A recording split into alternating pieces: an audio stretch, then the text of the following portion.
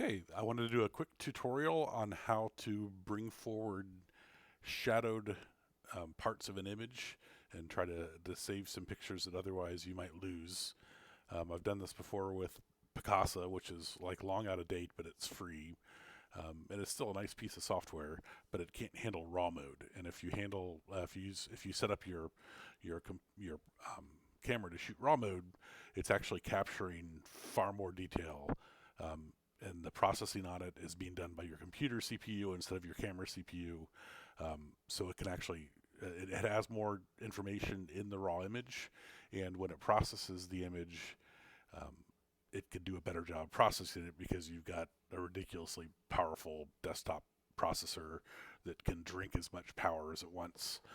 It's not something that had to be baked into a handheld camera without melting your hand and without hauling around a car battery as a battery pack. So anyway, let me walk through this and show you how I would do it. So I'm in Lightroom now. This is Lightroom Classic. I'm not a super expert in Lightroom, so I don't know what the other Lightroom versions look like. But this is the one I liked. I like running on my desktop.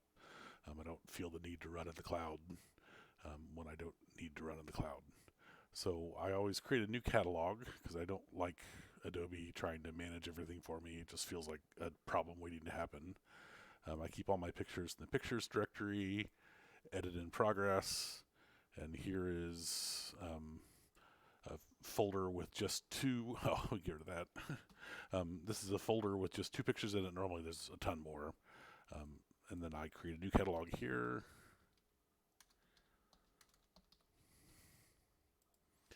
So I have a simple, clean catalog of just those files. And actually, I won't even have that yet. Right now, I've got a completely empty catalog. I need to import the pictures from that folder into that catalog.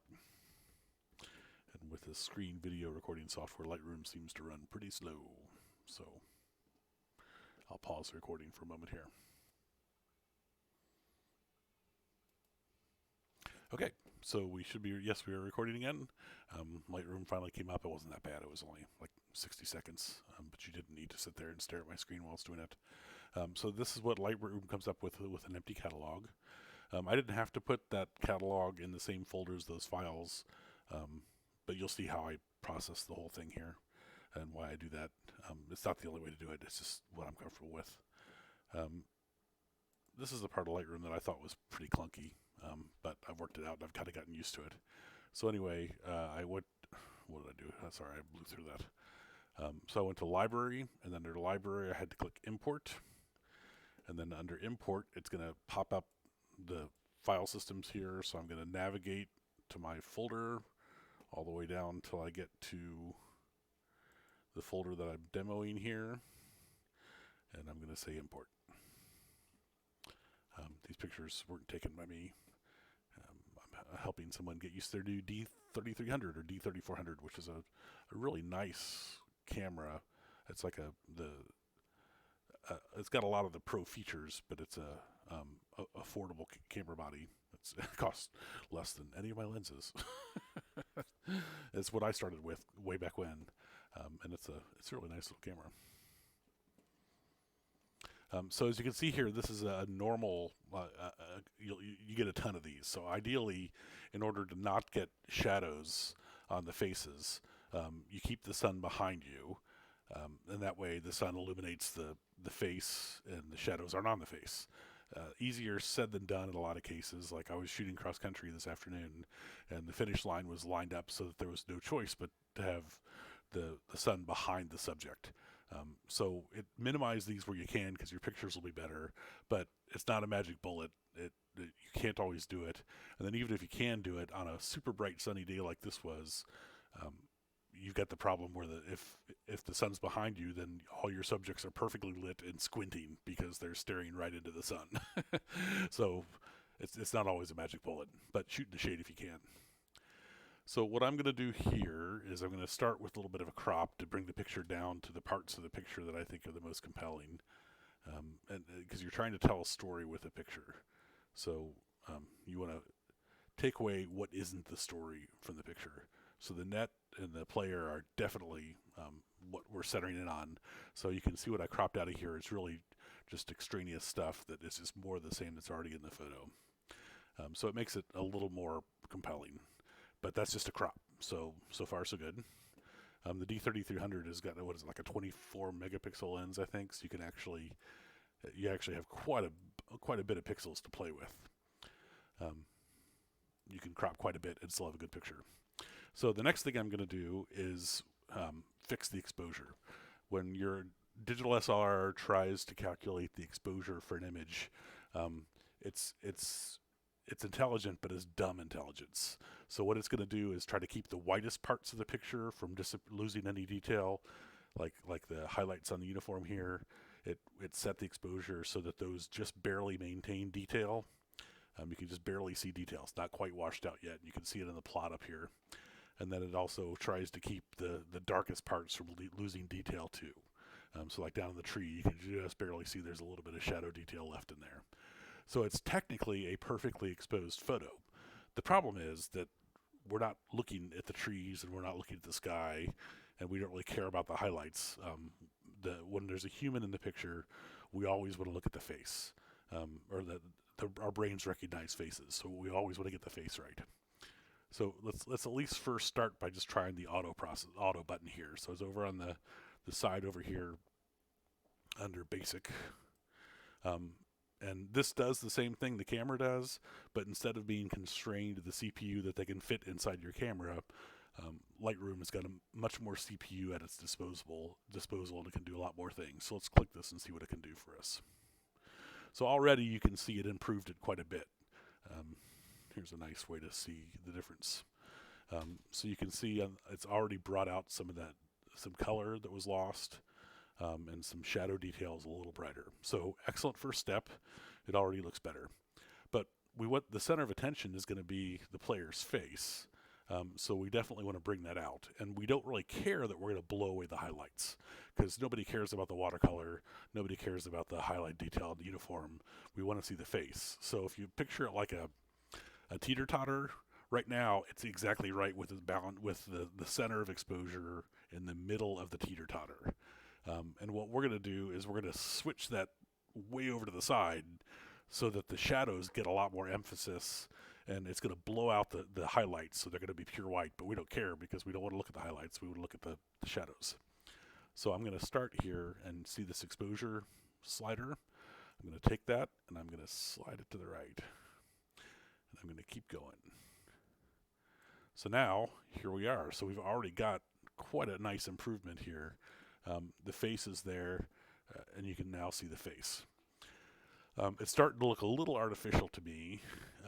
The highlights are starting to go a little bit too much. So I'm going to back it down just a hair so it's a little darker.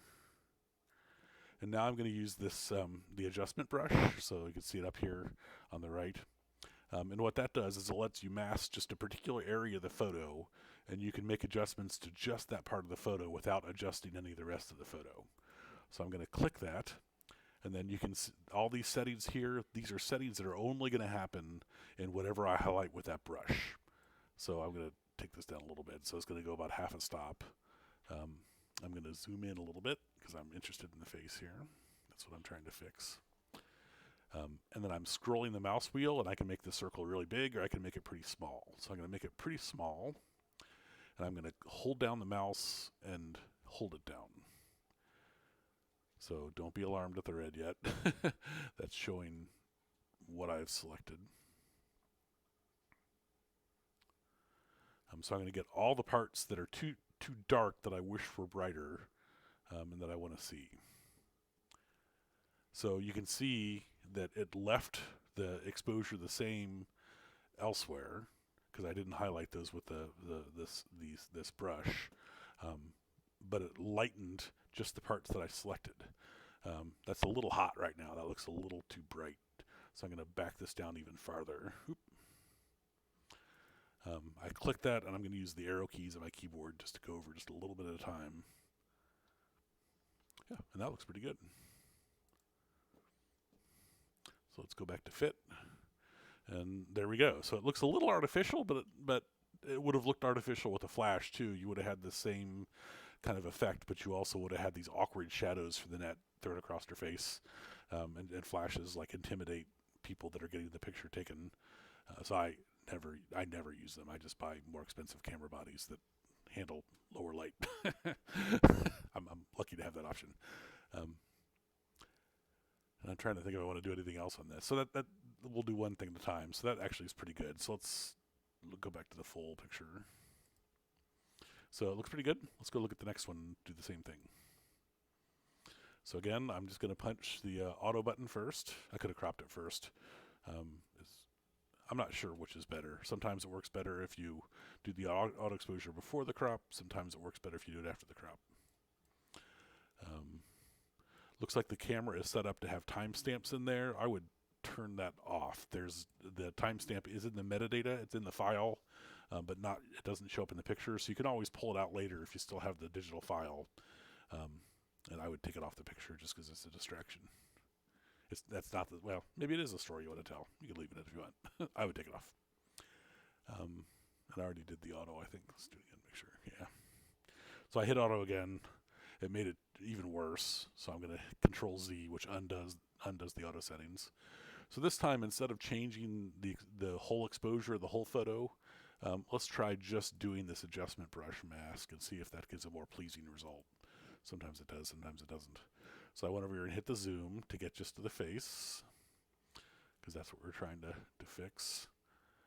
Hit the adjustment brush tool again. Oops. Make it a reasonable size for the image I'm trying to select. And you can see it's kind of feathered, where the inner circle is completely selected, the outer circle is not selected at all, and then in between it kind of feathers between the two to give a more natural transition. You can see in here too, we're starting to run out of pixels for the resolution. So this one, probably would have been better to get a little closer on the photograph, because it's kind of zoomed out now, where it's the face is again the story, and we've lost some resolution here. In fact, for a D3300, I would have thought this would have been higher resolution. So maybe this was a screenshot. I'm not sure. So that I did. I talked while I did it, but you can see, you can bring it back up. So I'm going to click this again, and you can see the dot. This is the previous one. So I only brought this up half a stop. We could bring it up a lot more. Oop, that's down. We can bring it up a lot more, but it'll start to look artificial at some point. So it's usually a finer touch is better. And actually, on this one, let's undo all these. I think I can revert to original. Yeah, so I gotta teach you something else here, sorry. So here's all the things that I've done. Lightroom does a great job of keeping all the steps here. So I'm gonna go back to this crop step, and say clear history above this step. So it undoes all the exposure stuff that I did, and we're back to the picture that we started with, except it was cropped. So I'm gonna do this again, but this time, instead of highlighting the whole face, I'm just going to highlight the places where the face is in shadow.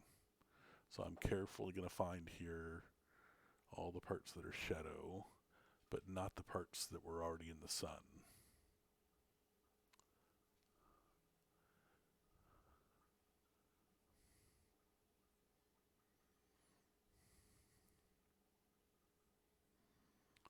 If you scroll the mouse wheel, you can change the size of this while you're holding, and I'm doing this by holding the mouse button down. And you can only select it once, so it doesn't hurt to select it over and over again. And I'm going to do the neck here too, so it doesn't look too unnatural.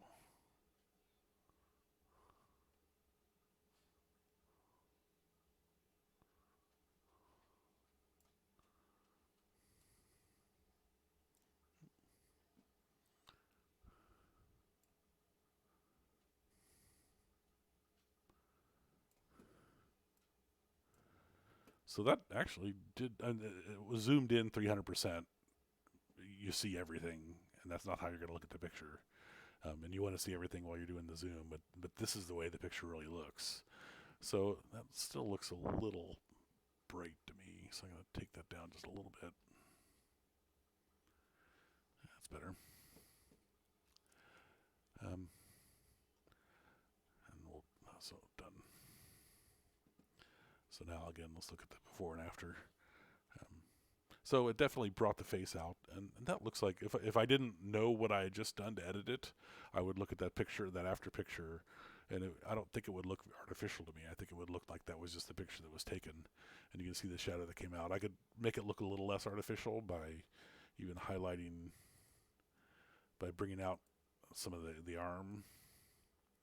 Let's do that, because the arm kind of is a dead giveaway that I retouched that photograph, because why is it so dark in the shadows when the rest of the shadows aren't that dark? So let's fix those.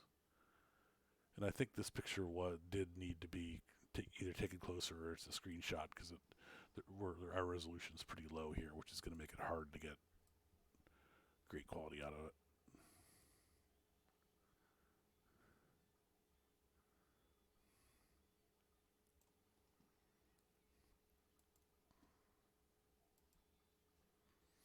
Yeah, so again, let's look at the side by side.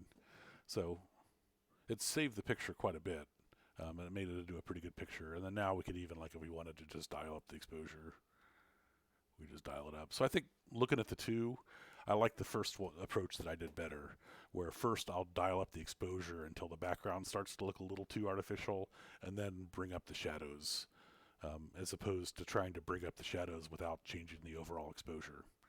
So I think I like that better. So now that I'm done with those, they both look pretty decent. That one looks a little artificial. Let me dial that down a little bit. So I'm clicking that again. You can reselect the previous point that we had. And I'm going to... Oh, I also had the dehaze settings. Okay. And I'm not, to be honest, I'm really not sure what the dehaze setting does. I think it adds contrast and adds color saturation. But it looks really good for fixing some pictures, but it makes others look artificial. And yeah, that looks a lot better without that dehaze on there, because there's no haze in this picture. So let me bring that up a little bit. Oop, wrong way. So a lot of this is just like messing with it to see what's going to work for each picture. And that one actually looks pretty good now. I think, let's go back to this one. Yeah.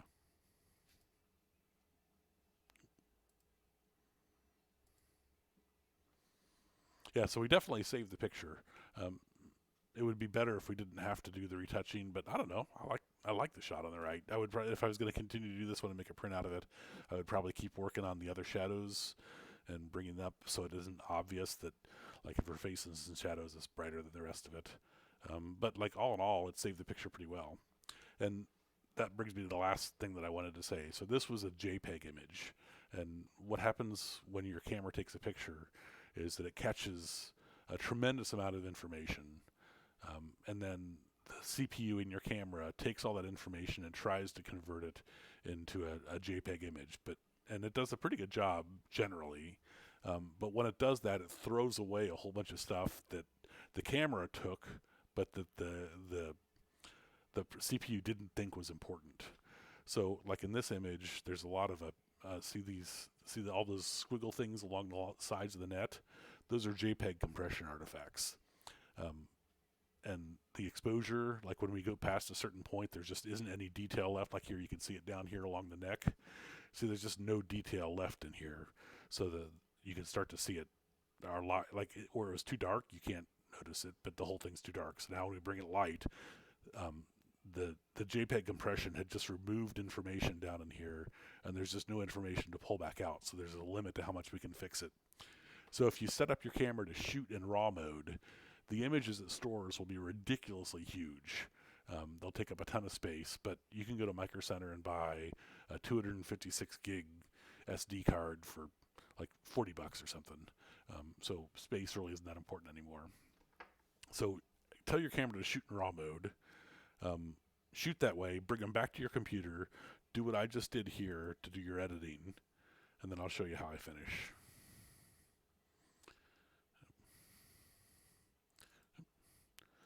So normally there would be 300 and some pictures here, because that's about what a game usually is. There's only 2 here, but that's okay. So I'm going to highlight both of them. I held down the shift button to highlight the second one. I'm going to right click them, and I'm going to say export. I said export, and I'm going to choose the directory to put it into. And I'm going to create a new directory in here called JPEGs. So normally I would have pulled the raw files off the computer, off the memory card, straight onto the computer into this NZ Photos directory. That's just the name of this set of photos. I've got 10 other subdirectories there with different names. And they would have just dropped right into this folder. I created the Lightroom catalog in there, so if I shut it down, I know where to come back to find it. And now I've created a JPEGs folder. Double click it, I'm in it, and this is the folder I'm selecting for the export, and now I'm saying export, and you can see Lightroom up here has done the export of the 2 files. So now if I bring up a browser window, yeah, you can see that. So here are the 2 original photos. There's the Lightroom catalog we built, and then here are the exported images that are the JPEGs. So what I do now, because disk space gets pretty expensive over time, and I've got a SAN that I keep mine backed up onto, and I don't want to fill it up, and I'm taking a lot of pictures. So when I do this first edit and make my best guess on what is the nice looking JPEGs, I actually go in here and just delete all the original files.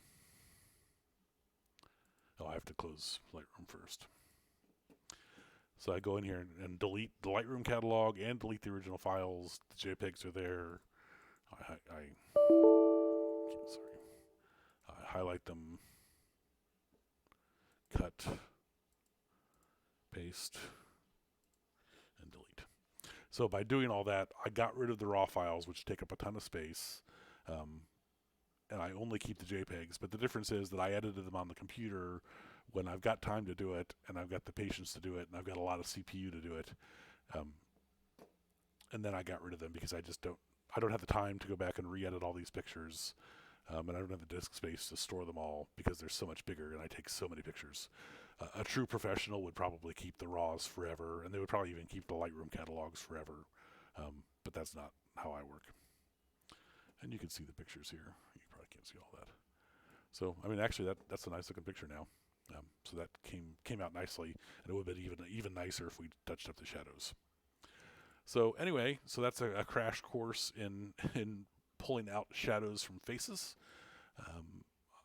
Hopefully that's useful. I'll probably do this again because the 3rd or 4th time I do it, it might actually be good. So anyway, if you have any questions, feel free to email bill@kilgallenfamily.com. Thanks.